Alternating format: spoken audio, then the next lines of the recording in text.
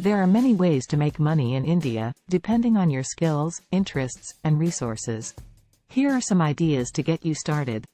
Start your own business. India is a great place for entrepreneurs to start a business, especially in sectors like e-commerce, technology, and agriculture.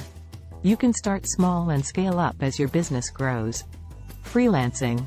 If you have skills such as writing, design, programming, or social media management, you can work as a freelancer for clients in India and around the world. Freelancing platforms like Upwork, Fiverr, and Freelancer.com are popular in India.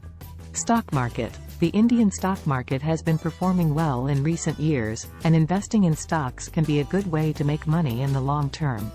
However, it's important to do your research and invest wisely.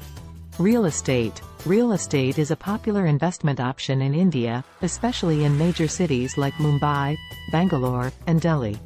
You can invest in rental properties or flip houses for a profit. Online courses. If you have expertise in a particular area, you can create and sell online courses on platforms like Udemy, Coursera, and Skillshare. Affiliate marketing.